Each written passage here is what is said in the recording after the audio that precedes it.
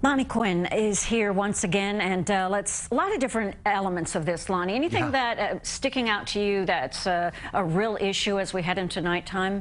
Okay, look, I've been telling everybody that as long as you're staying home and you're enjoying the view from your window, because this is a good old-fashioned snowstorm. It reminds me of the storms of when I was a boy growing up in Connecticut. It just seems like we had a lot more of these. Well, we have one outside right now. The problem is, Dana, if you've got to be on the roads. I don't want anybody on the roads. And, you know, coastal flooding we've yet to really tap into that because that will happen at high tide. High tides are basically sometime between 10 p.m. tonight and midnight, maybe 1 o'clock, depending on where you are. That's something that will come in a little bit later. Right now, I mean, look at that. The snow's blowing every which way out there. 33 degrees.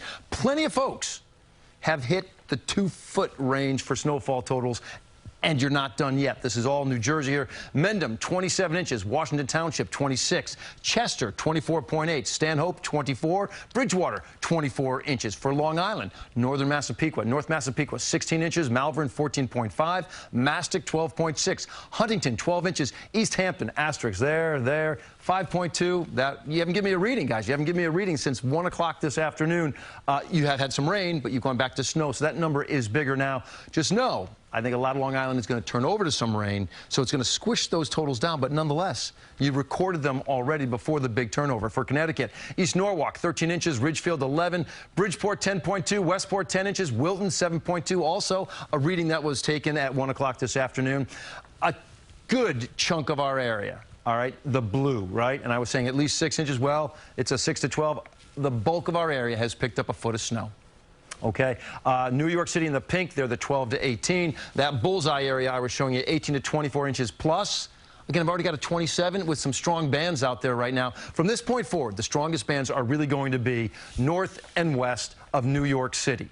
We're seeing a little bit of mixing right now around, let's say, Queens and Brooklyn. We're going to watch that mixing line pivot just like that. Okay, it's going to go just like that. So the eastern side, okay, as you get into the late night and overnight hours, the eastern side of this line will get some sleet and a little bit of rain mixed in as well. The western side, you stay all snow, and you're going to continue to get some bigger numbers out there. Watch that rain-snow line push to the west. Here we are, 11:30. Just around the city. This may be a little bit behind schedule, so it may be into the city at that hour. But watch once it gets to the city.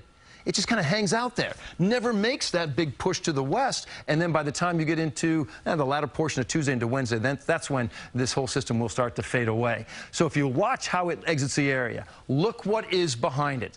By the time we get to Friday, in comes another storm. This looks to be primarily rain, certainly for New York City south and east, but north, you have another chance for some snow. That exits, you're not done. There's another storm that will arrive Sunday. This one has more widespread chance for snow. I think it will make a little turn to some sleet and some mixing later on, but another system on the way. All right, guys, let's talk about everything. Your day tomorrow, you still deal with this, but in a trailing fashion. Things are winding down. 35 on Wednesday. You're almost 50 on Saturday. But Sunday, there's another chance for some frozen precipitation in our area. That is my 7-day forecast right there. What a storm this has been. Dana, it is all yours. Okay. No, we'll share it, won't we? Yeah. Oh, yeah. I love to share it. Love to share it. Lonnie, thank you so much for your hard work.